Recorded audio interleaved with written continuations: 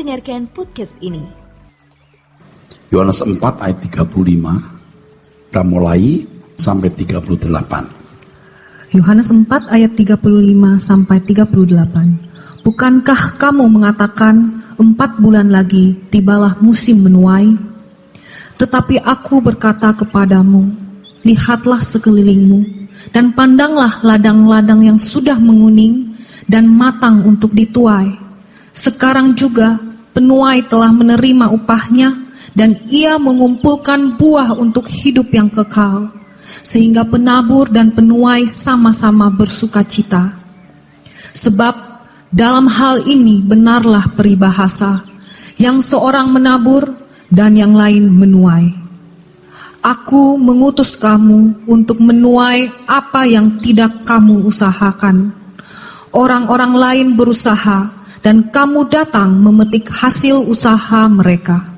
Saudaraku sekalian, ayat-ayat seperti ini sudah pernah kita dengar. Paling tidak sebagian besar kita pernah mendengar mengenai penuaian atau musim menuai. Beberapa waktu yang lalu, saudara, hal penuaian ini dikampanyekan di banyak gereja. Dalam beberapa sinode selalu mengusung penuaian sebagai tema dari sinode, tema dari karya besar, karya dan tugas tahunannya. Kata penuaian, kata ini memang diambil dari dunia agraris, yaitu usaha untuk mengumpulkan hasil bumi yang sudah masak, sudah matang, sudah waktunya dituai. Istilah penuaian ini sebenarnya terambil dari ucapan Tuhan Yesus dalam ayat-ayat yang tadi telah bersama kita baca. Ketika Tuhan menghampiri seorang perempuan Samaria untuk diselamatkan. Kemudian perempuan itu membawa banyak orang untuk mendengar ucapan Tuhan Yesus. Seluruh rangkaian kisah itu terdapat dalam Yohanes pasal 4. Kita hanya mengutip sebagian, saudaraku. Ketika diajak untuk pergi ke kota makan atau mencari makan setelah mereka mengadakan perjalanan jauh, letih, lelah, dan lapar. Tapi Tuhan Yesus menolak. Tuhan tetap tinggal di tempat, di dekat Perigi Yakub, dekat kota Sikar itu. Di Perigi Yakub dekat kota Sikar. Ternyata ada proyek besar yang Allah Bapa sediakan bagi putra tunggalnya, yaitu perempuan Samaria. Karena pertemuan dengan perempuan Samaria ini, maka penduduk Samaria juga ikut datang dan mendengar berita Injil. Orang-orang Samaria, orang-orang yang sebenarnya orang-orang yang merana, saudara, terbuang. Mereka merasa sebagai orang Yahudi tetapi tidak diterima sebagai orang Yahudi. Mereka tidak boleh berdoa dan mengadakan sembahyang di bait Allah Yerusalem. Sebab mereka adalah orang-orang keturunan darah campuran. Tahun 722 sebelum Masehi. Ketika Israel bagian utara runtuh.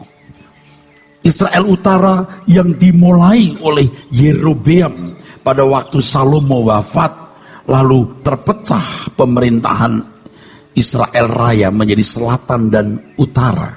Selatan dipimpin oleh Rehabeam anak Salomo, sedangkan bagian utara dipimpin oleh Yerobeam. Nah, Israel utara ini ibu kotanya berpindah-pindah, saudara. Nanti di kota Sikem, nanti pindah ke Samaria. Dan penguasanya pun berganti-ganti.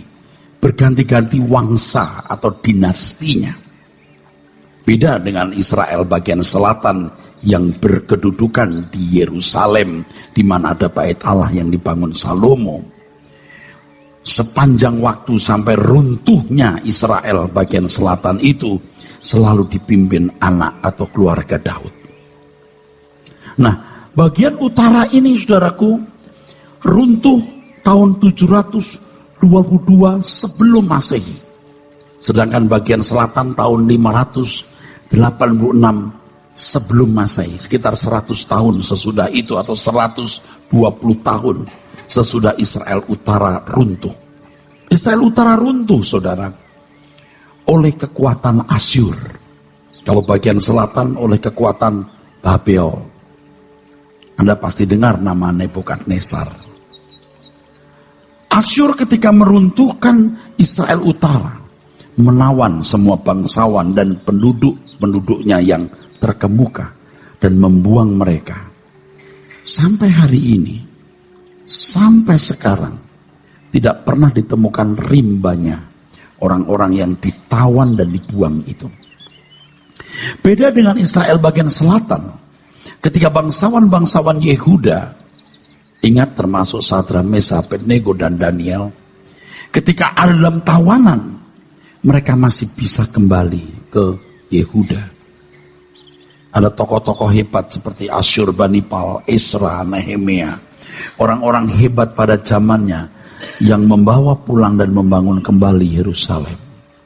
Tetapi bagian selatan, orang-orang yang dibuang tidak pernah kembali, dan sejarah tidak pernah menemukan kemana mereka dibuang. Tragis, saudaraku.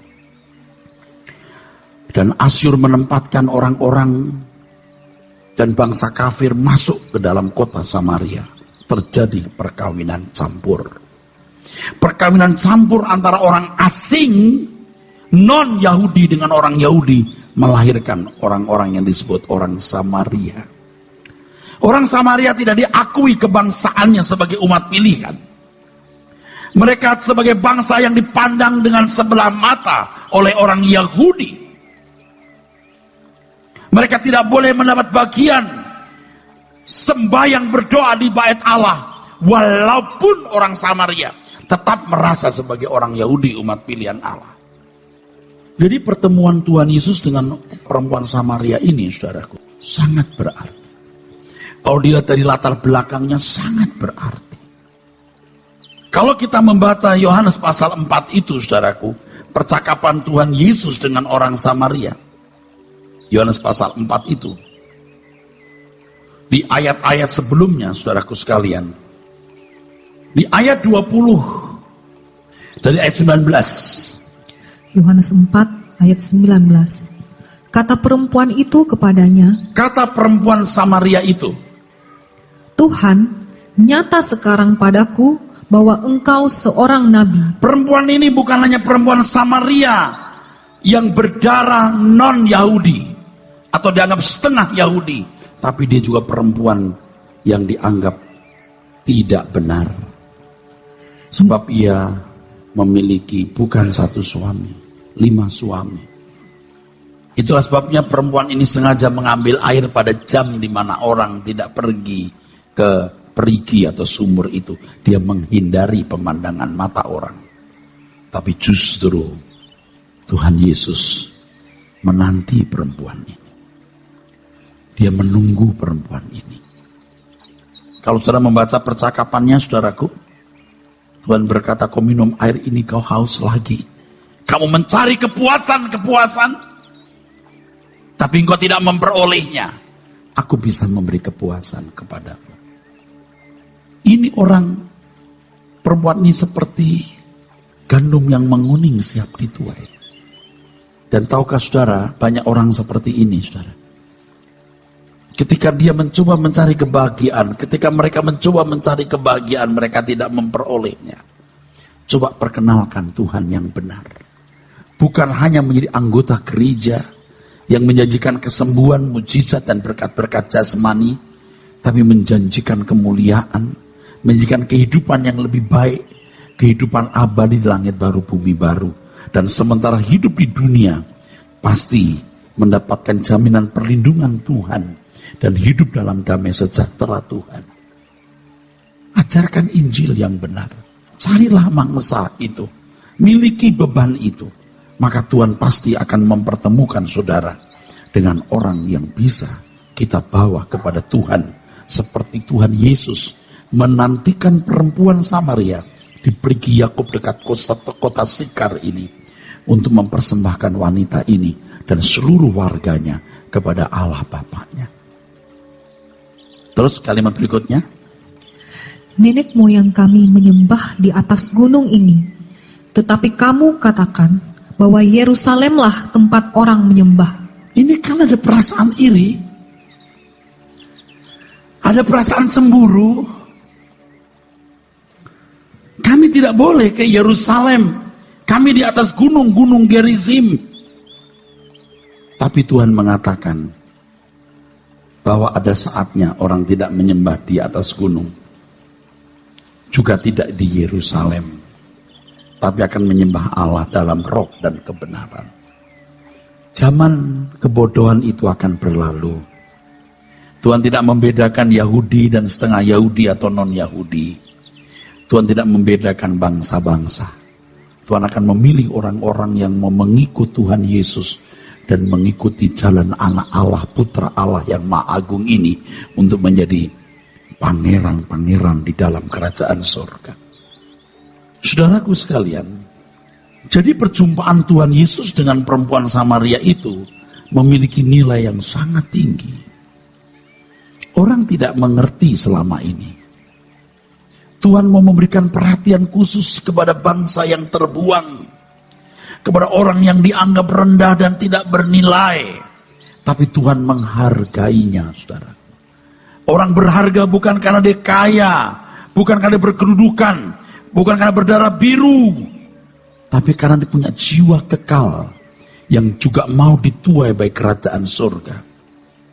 Jadi secara sederhana atau dalam arti sempit, penuaian dalam konteks pelayanan pekerjaan Tuhan berarti usaha untuk membawa orang kepada Tuhan Yesus guna menjadi orang Kristen. Ini tidak beda dengan siar agama, saudara. Bahwa motivasi kita tidak boleh karena siar agama, apalagi profesi. Jadi penginjil, jadi pendeta karena fanatisme agama. Sehingga harus menyiarkan agama. Yang ini dimiliki semua agama, saudara. Dan yang kedua karena profesi. Ini akan merusak pelayanan pekerjaan Tuhan. Jadi dalam arti sempit, konteks pelayanan pekerjaan Tuhan berarti usaha untuk membawa orang kepada Tuhan Yesus untuk menjadi orang Kristen atau anggota gereja. Tetapi deskripsi ini masih belum tepat benar. Pengertian penuaian yang benar adalah merebut jiwa seseorang dari pengaruh dunia yang jahat untuk menjadi umat pilihan seperti Kristus guna mewarisi kerajaan surga. Perhatikan bagaimana Tuhan Yesus berbicara kepada perempuan Samaria ini. Dia mempersoalkan suaminya, bawa suamimu. Tidak ada suamiku, Tuhan. Kamu sudah tidur dengan 5 suami. Jadi bukan sekedar membuat orang menjadi baik atau beragama atau pindah agama. Tapi bagaimana seluruh hidupnya diubahkan. Oleh sebab itu penginjilan bisa dilakukan, saudaraku, secara eksternal kepada orang-orang yang belum mendengar Injil dan secara internal kepada saudara-saudara. Sementara kita penginjilan itu bisa berarti kita memberitakan kabar mengenai Tuhan Yesus kepada orang yang belum mendengar Injil, terutama orang yang belum tersentuh Injil, unreached people. Tapi juga untuk orang yang sudah Kristen, yang tidak mengerti apa itu Injil. Penginjilan artinya bagaimana Injil dipahami dan dikenakan dalam hidup secara konkret. Sehingga orang yang menerima Injil, hidupnya diubah Injil dan menjadi Injil itu sendiri. Jadi pengertian penuaian jangan hanya membuat orang masuk gereja. Seperti yang dipahami oleh orang, penuaian berlaksa-laksa. Apa maksudnya? Apa maksudnya? Tapi kita tidak bisa menyalahkan kalau memang orang belum mengerti, saudaraku. Penuaian secara benar atau penuaian yang benar adalah merebut jiwa dari pengaruh dunia yang jahat untuk menjadi umat pilihan seperti Kristus guna mewarisi kerajaan surga. Itu penuaian. Dan ada orang-orang yang sebenarnya sedang siap untuk dituai dalam keadaan seperti ini, saudaraku. Nah, dalam konteks orang-orang Yahudi, mereka sudah ratusan tahun tidak memiliki negara sendiri. Itulah sebabnya ada orang-orang yang disebut orang-orang zelot. orang-orang Zelot. Itu adalah para gerilyawan Yahudi. Ya. Keluarga Makabe, itu keluarga para pahlawan Zelot. Salah seorang murid Tuhan Yesus juga seorang Zelotis. Seorang gerilya yang melawan kekaisaran Roma. Sebab mereka ingin mendirikan kerajaan Israel Raya. Mereka sangat menantikan itu, saudaraku. Sangat menantikan saat dimana Israel bisa dimerdekakan oleh bangsa lain. Bapak Ibu saudaraku sekalian bisa bayangkan. Orang-orang Yahudi yang begitu arogan dengan kebangsaannya. Menganggap bangsa lain bukan umat pilihan itu rendah. Mereka melihat bagaimana bait Allah akhirnya diruntuhkan. Mereka melihat bagaimana mereka dijajah oleh penjajahan bangsa asing dan tidak berdaya sama sekali. Bahkan raja mereka yang memerintah, yang menjadi boneka Roma, orang itu Herodes, bukan orang Yahudi, orang Edom. Coba saudaraku, betapa mereka itu dihinakan oleh keadaan itu. Jadi mereka berusaha untuk memberontak, saudara. Tapi mereka tidak pernah berhasil. Jadi ketika muncul Tuhan Yesus dengan keperkasaan, kedikdayaan yang memukau, mereka berharap pria ini akan menjadi pahlawan mereka. Tapi Tuhan tidak membangun kerajaannya di muka bumi. Pemerintahan Tuhan bukanlah pemerintahan politis dunia, tapi pemerintahan Allah melalui Roh Kudus. Dan orang-orang yang haus dan lapar akan kebenaran, mereka bisa dipuaskan. Walaupun tidak semua akhirnya menerima. Hari ini banyak orang menderita mestinya, saudara. Orang yang haus dan lapar akan kemerdekaan, kenyamanan, ketenangan hidup. Mereka bisa mendengar Injil. Bukan kerajaan di dunia ini. Bukan kenyamanan.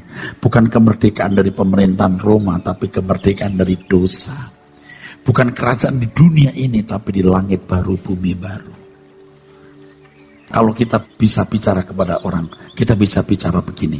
Kalau orang itu masih logis ya, kalau orang itu logis, nalarnya juga baik, kita berkata, apa sih yang kita harapkan dari hidup ini? Seandainya Anda jadi orang kaya, punya mobil bagus, punya rumah mewah, punya penthouse, punya gedung besar, lalu apa sih senangnya? Seberapa sih engkau menikmati kesenangan itu? Coba, terus ajak ngomong. Kita bisa mati setiap saat kan? Terus, logika yang baik kita ajarkan, dia bisa kita bawa. Makanya cara kita mepet orang harus cerdas. Jangan bertobatlah. Pakai bahasa bagus dengan kasih, ajak jalan ngomong terus. Plus dengan melihat hidup saudara, kasih sayang saudara yang tulus kepada mereka. Mereka itu seperti gandum yang siap dituai. Tapi kalau cara kita menuai salah, how to reap. Waktu kita menuainya salah, kita bisa kehilangan kesempatan menuai mereka. Amin, saudara. Juga jangan sembarangan. Oh, siap dituai, lalu sembarangan. Enggak. Jadi jangan menunda. Kau bilang 4 bulan lagi, jangan menunda. Sekarang waktunya. Ketika Anda menuai, ketika Anda memberitakan Injil dan membawa orang dalam kerajaan surga, ada satu hal yang luar biasa yang Anda tidak akan bisa alami kecuali Anda melakukannya itu. Tahukah saudara, ketika seorang guru mengajar, dia belajar. Belajar yang baik adalah mengajar. Itu kalau guru yang benar ya, bukan guru yang sembarangan. Ini guru yang standar normal. Ketika dia mengajar, dia belajar. Dia tidak berhenti belajar ketika dia mengajar. Ketika kita memberitakan Injil, kita juga akan terpacu untuk lebih benar. Apalagi kalau Injil yang kita beritakan itu adalah Injil yang murni. Yang pilarnya adalah hidup sempurna, langit baru, bumi baru. Lalu tanggung jawab. Kita dipacu untuk itu, saudara. Tapi kalau begini, percaya bro, dulu sebelum saya Kristen bro, aduh dagangan saya bro, order saya sedikit banget bro. Iyalah, ya susah dagang saya, ya. Sirkulasi uang yang beredar di perusahaan saya paling 200 juta. Sekarang setelah ikut Tuhan Yesus 2 miliar bro. Apa yang ditularkan ke orang kayak begini coba? Dulu bro saya sakit bro, sedoa saya sembuh. Orang ini gak sakit lalu dia bilang saya gak butuh, aku gak sakit kok. Betul? Tapi kalau kita mengajarkan, what is the reason we live? Apa alasan kita hidup? Terus. Anda kan juga akan belajar, karena saudara harus menjadi model. Amin. Itu menuai. Artinya bagaimana merebut jiwa seorang dari pengaruh dunia yang jahat untuk menjadi umat pilihan. Saudara tidak boleh jahat. Amin. Yuk kita berubah. Yuk. Amin. Yuk kita berubah selagi ada kesempatan. Jadi kalau kita mendengar penuaian berlaksa-laksa, maksudnya banyak orang ke gereja begitu. Faktanya kemudian negeri ini juga masih terpuruk dan melewati juga masuki masa-masa lebih terpuruk. Ketika harga minyak menembus angka 120. Aduh saudaraku, betapa terseok-seoknya negeri ini. Lalu harus keluar dari OPEC. Tadi anggap kita bukannya pengekspor, jadi pengimpor minyak matang. Jadi susah. Disusul lagi dengan penangkapan anggota DPR, anggota MPR, menteri. Betul? Disusul dengan hal-hal yang memalukan, hakim. Tidak membaik. Jadi penuaian berlaksa-laksa itu maksudnya apa? Kalau kita jujur bertanya, coba jemaat yang kau layani tambah berapa banyak? Berlaksa-laksa enggak? Ngerti enggak artinya laksa? Jutaan? Enggak. Maksud saya mengatakan ini, yuk kita kembali ke Alkitab yang benar.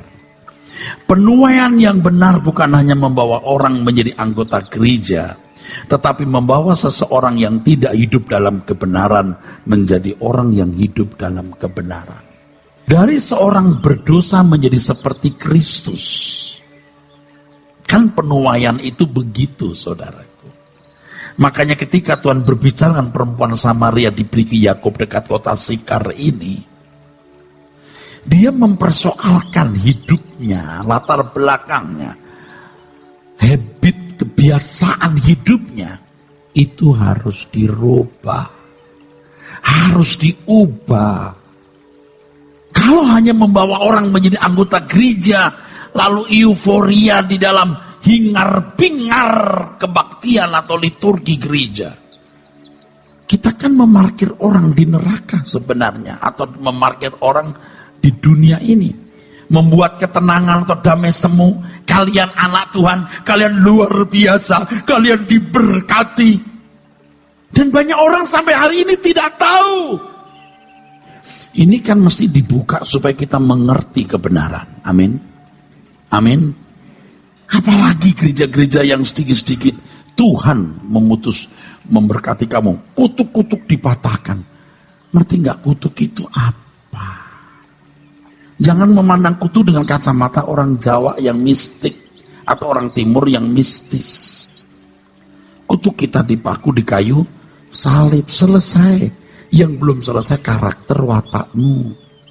Kalaupun kau menghadapi kesulitan dalam hidup karena kau anak Tuhan, kesulitan itu dipakai Tuhan untuk menyempurnakanmu, menjadikan kamu anak-anak Allah yang unggul dan luar biasa. Tetapi di zaman kita seperti ini, saudaraku sekalian, satu pihak ada orang-orang yang siap dituai.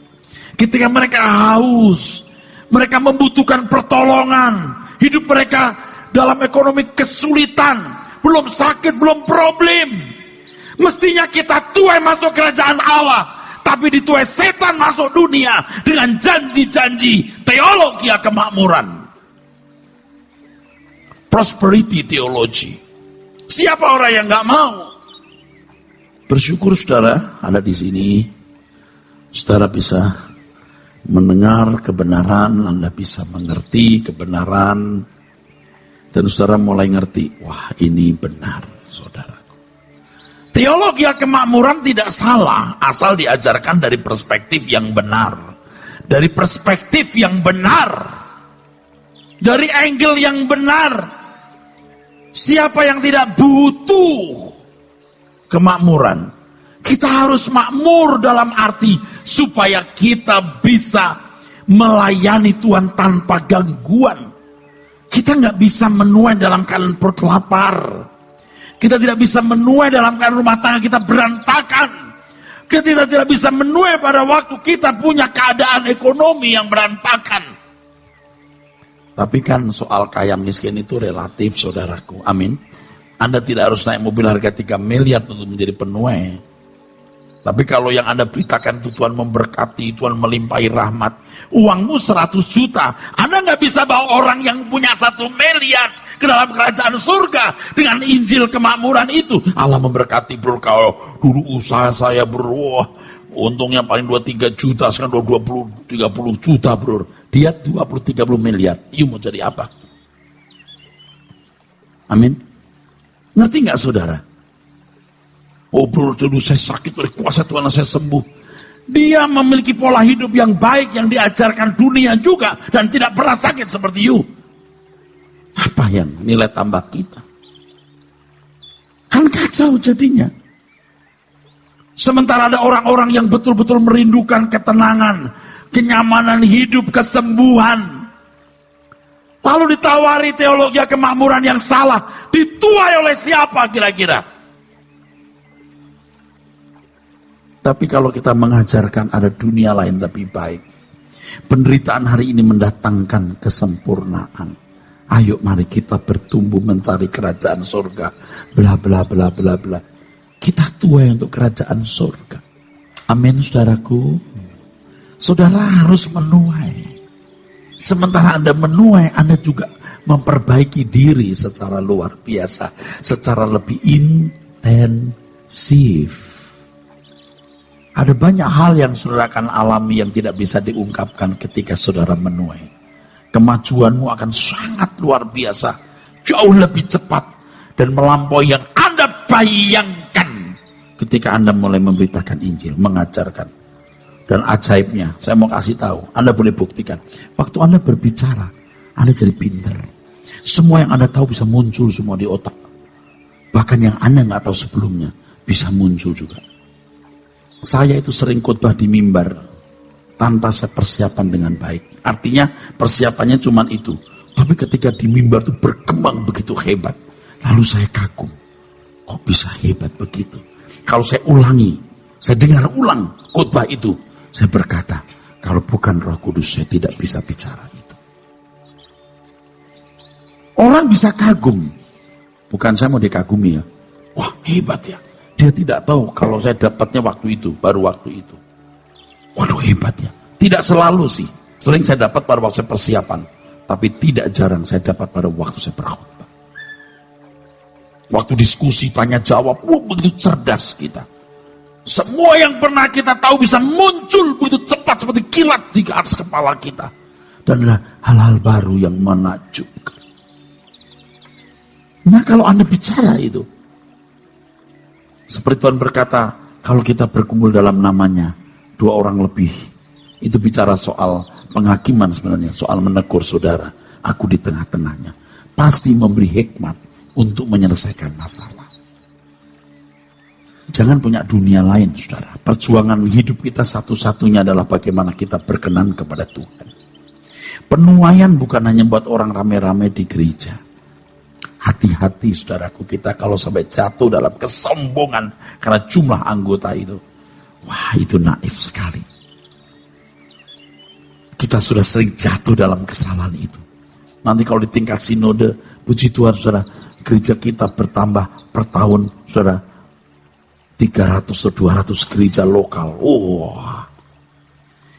Bertambah jumlah sidang jemaat. Bertambah jumlah gereja lokal, bertambah jumlah anggota jemaat. Tapi pertanyaannya, apakah bertambah jumlah orang-orang yang masuk dalam kitab kehidupan anak domba? Tambah enggak? Bertambah tidak?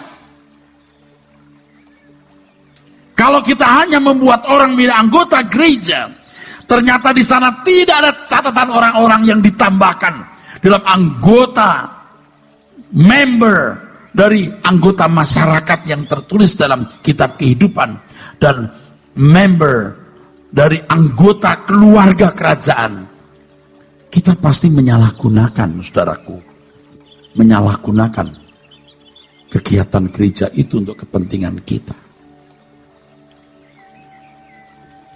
Syukur kita masih sadar, saudaraku ya.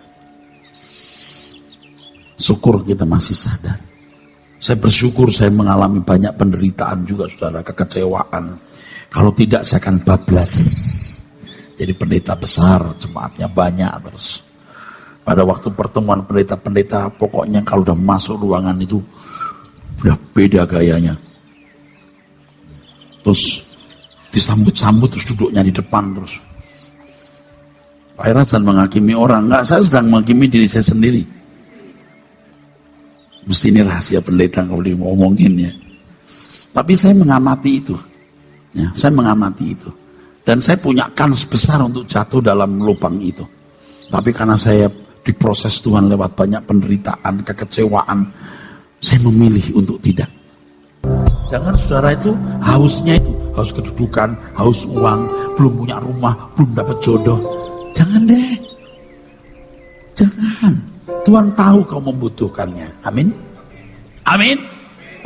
Ini bukan masalah duit. Tapi masalah aku belum benar. Aku mau benar, Tuhan.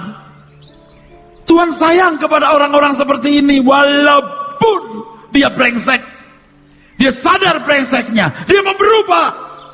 Tuhan sayang orang-orang seperti ini. Dan Tuhan akan merubah orang ini. Berkati, lindungi. Dan akan diistimewakan dalam kerajaannya nanti. Kalau Anda ketemu teman lama, Anda mau menuai dia. Dia bilang, loh kamu kok beda ya. Duh kamu dulu rock and roll. Sekarang kok klasik ya. Gitu. Betul gak? Udah beda simponinya, saudara. Dan Anda akan menjadi kesaksian itu. Pasti kok. Jadi kesaksian. Dia kadang-kadang teman-teman Anda akan berkata, kapan ya kamu jadi pendeta ya? Dia pikir setiap orang yang bicara soal Tuhan itu pendeta. Jadi kita tidak boleh cukup puas dengan jumlah jemaat. Atau sinode tidak boleh cukup puas dengan tambahnya jumlah gereja lokal. Tidak boleh. Yang penting ada orang-orang yang sampai membuat malaikat di surga bersorak-sorai. Malaikat di surga bersorak-sorai itu orang yang dipindahkan ya dari kegelapan ke dalam terang Tuhan yang ajaib. Malaikat pun bersorak-sorai. Tidak mungkin malaikat bersorak-sorai Tuhan gak senang. Gak mungkin. Bisa diomelin itu. Tuhan bisa omelin. Kenapa kalian sorak-sorai? Gak mungkin Tuhan senang terus malaikatnya bersusah ini. Loh, rajamu sukacita, kamu kok manyun? Pasti sorak-sorai itu dalam suasana kerajaan surga Tuhan pun juga senang. Tahu gak kapan kita bisa senyum Tuhan? Pertama, waktu kita mendapat kesempatan berbuat dosa. Lalu kita berkata tidak. Kalau saya jadi orang tua itu harap-harap cemas. Gue coba anak saya ya. Nyolong gak ya? Dikasih kesempatan nyolong. Aduh kalau nyolong gimana ya? Waktu dia gak nyolong. Nah kalau di dalam kehidupan itu antara iblis dan Tuhan kan. Iblis dan Tuhan ada di situ. Iblis coba lihat. Tuhan lihat. Coba. Seperti Tuhan berkata. Iblis kamu tambah ku Ayub. Coba. Saleh kan. Tuhan lindungi, Tuhan jaga dia. Coba dicabut semua pagar perlindungan. Hartanya habis, anaknya habis. Nanti juga bilang terkutuklah Tuhan. Pasti dia kutuki. Coba. Itu malaikat-malaikat ikut cemas. Malaikat-malaikat yang tidak maha tahu kan. Aduh gimana ya. Waktu dicabut Ayub. Dia yang memberi, dia yang mengambil. Terpujilah Tuhan. Tapi bininya saudaraku. Dia berkata terkutukilah Allahmu. Sebelum dia nyuruh Ayub, dia udah kutuki sendiri pasti. Makanya bini Ayub yang pertama tidak mungkin jadi bini Ayub yang kedua. Dia pasti bini yang lain. Orang suka gak rela. Gak mungkin pak. Jadi bininya dua. Begini bro. Satu, halanya kan 10 pada dewasa-dewasa. Udah bisa bikin pesta tanpa orang tua. Itu usia 25-30 tahun. Nah ibunya umur 60 tahun. Masa punya anak 10 lagi? Gak masuk akal loh. Betul gak? Yang kedua ada lagi cirinya. Bahkan ada anak Ayub yang kedua, anak Ayub dari istri kedua, itu kan cantik-cantik. Sampai seluruh negeri nggak ada yang lebih cantik dari anak Ayub. Tiga-tiganya cantik. Nah anak sebelumnya kan juga perempuan, tapi nggak cantik. Pasti ibunya jelek. Biar bapaknya jelek, ibunya cantik ke bawah ibunya, tahu. Yang ketiga, nah kita kembali tadi saudaraku. Jadi bapak ibu saudaraku sekalian, kita ini punya kesempatan berbuat dosa, tidak berbuat dosa. Itu menyenangkan Tuhan. Dua, pada waktu kita takut, khawatir, cemas, tapi tidak takut, tidak khawatir, itu menyenangkan Tuhan. Coba gua takut-takutin, ketemu genderuwo. Dia takut nggak? Terus begitu ketemu terus, genderuwonya gini, hehehe. Si Lucifer gini, tuh takut kan anakmu nggak percaya kamu kan? Aduh susah. Tapi begitu lihat genderuwo, ini ilustrasi aja ya. Apa lo, itu malaikat, jago. Itu menyenangkan Tuhan. Tiga, pada waktu kita tidak punya kesempatan bahagia, semua serba sulit, semua serba susah, tapi kita berkata, Tuhan Engkau kebahagiaan. Nah itu baru itu. Nah itu Tuhan itu disenangkan lewat itu. Jadi situasi-situasi yang sulit itu kita bisa menyenangkan Tuhan, saudaraku. Nah, bagaimana kita bisa menjadi orang yang kehidupannya seperti ini? Kita akan menuai jiwa-jiwa. Bukan hanya membuat orang jadi anggota gereja, tapi menjadi manusia yang berkualitas seperti ini. Jadi Tuhan dibuat senyum oleh kita dan menambah senyum Tuhan. Melayani Tuhan itu kan artinya, saudara, memuaskan hatinya, menyenangkan hatinya. Kalau dulu kita menyenangkan Tuhan cuma sekali-kali aja, lama-lama gini, lebih sering tuh intervalnya, lama-lama ini. Apa kalau kita bikin banyak orang menyenangkan Tuhan? Waduh, mantap. Tuhan akan disenangkan dengan tempat ini. Suatu hari dunia akan jadi bubur api, saudara. Tetapi apa yang pernah dikerjakan di gedung ini menjadi kenangan abadi. Karena di sini Tuhan disenangkan oleh kita. Dan kita menuai jiwa-jiwa untuk bisa ikut menyenangkan hati Tuhan. Itu penuaian yang benar. Soal penuaian ini masih panjang nih. Amin.